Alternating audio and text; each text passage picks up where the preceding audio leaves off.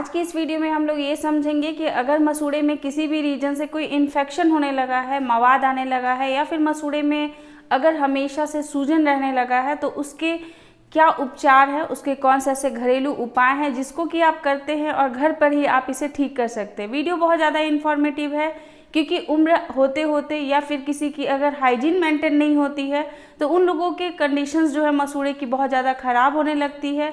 फिर ऐसे कंडीशन में मसूड़े को बचा पाना बहुत ही मुश्किल होता है और फिर सीधे दांत जो है वो हिलने लगता है और दांत को निकालना पड़ जाता है।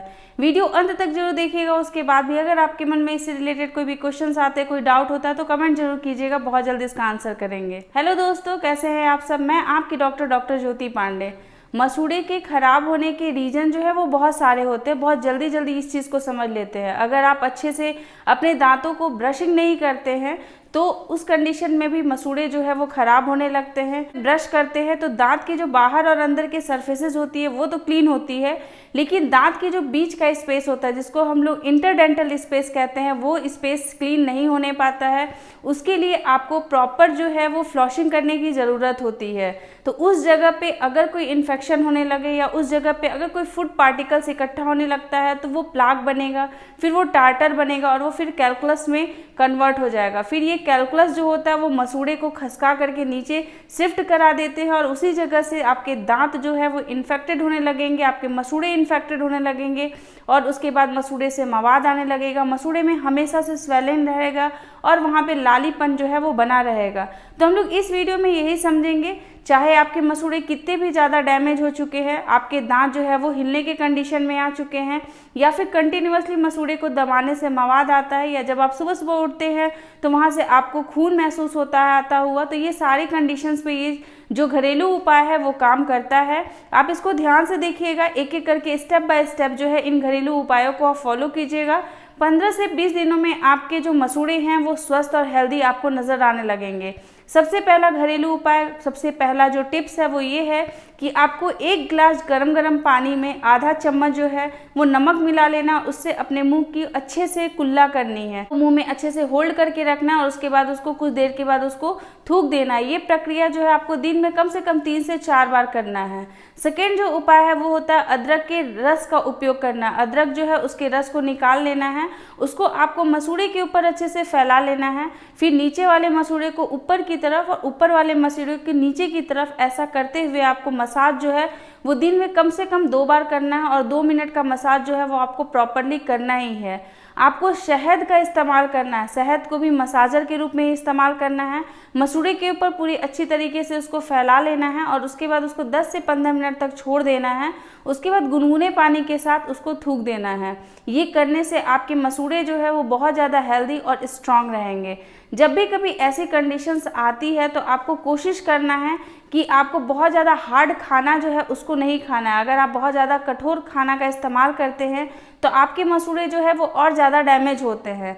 तो आप अपना पूरा प्रयास किया करें कि सुबह शाम 2 बार आपको ब्रशिंग करनी है। ब्रशिंग करने से आपके मसूड़े के जो आगे के जो सरफेस होते हैं या फिर जीभ की तरफ के जो सरफेस होते हैं, लिंगुअल सरफेस, वो दोनों सरफेसेस जो होती है वो बिल्कुल क्लीन हो जाती है, जिससे कि आपके सामने और पीछे के जो मसूड़े रहेंगे वो हेल्दी रहेंगे। लेकिन आपको कम से कम 1 बार रात में फ्लॉशिंग जरूर करनी है, क्योंकि फ्लॉशिंग करने से आपके 2 दांतों के बीच का जो स्पेस होता है जिसको हम लोग इंटरडेंटल स्पेस कहते हैं वो स्पेस जो है वो क्लीन रहेगा। इसकी वजह से वहाँ से जो मसूड़े में रिसेशन आती है, मसूड़े जो है वो खसक करके नीचे आने लगते हैं, वो बिल्कुल सही होने लगेंगे और आपका मसूड़े में ये जो मवाद आने वाली समस्या है वो धीरे धीरे करके सही होने लगेगी।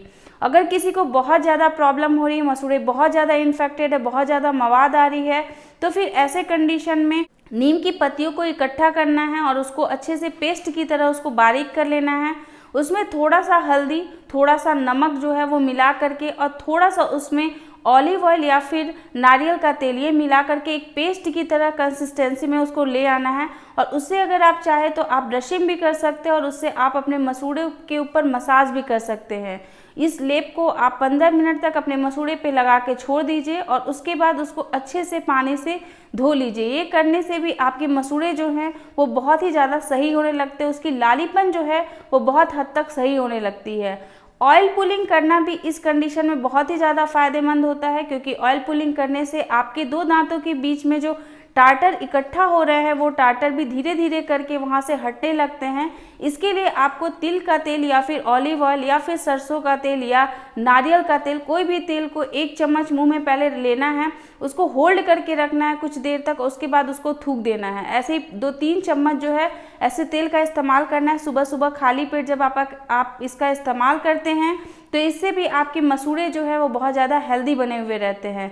तो ये सारी चीज़ें जो है वो आपको करनी है। इसके साथ साथ अगर आप ये घरेलू टिप्स करने के बाद भी मसूड़े का इन्फेक्शन सही नहीं हो रहा है, तो आपको ज़रूरत है कि आप एक डेंटिस्ट के पास जाकर के प्रॉपर अपने दांतों की चेकअप कराएं। प्रॉपर जो है मसूड़ों की सफाई जो है उसको देखना ज़रूरी है। मसूड़े में रीज़न क्या हो रहे हैं इन्फेक्शन होने के, ये सारी चीज़ें जो है वो ज़रूरी होती है। क्योंकि बहुत सारे लोग ऐसे होते हैं जिन लोगों को डायबिटीज़ होता है, जो लोग हाइपरटेंसिव होते हैं, तो ऐसे कंडीशन में गुनगुने पानी में नमक मिला करके कुल्ला करने की बजाय उनको गुनगुने पानी में थोड़ा सा फिटकरी मिला करके इस्तेमाल करना चाहिए, या फिर गुनगुने पानी में हाइड्रोजन पेरोक्साइड की 2 से 3 बूंदें मिला करके उससे अपने मुंह की अच्छे से क्लीनिंग करनी चाहिए। और ऐसे भी कंडीशंस होती है कि कुछ ऐसे सिस्टमेटिक कंडीशन की वजह से भी मसूड़े खराब होते हैं, तो इसके लिए आपको ज़रूरत होती है डेंटिस्ट की।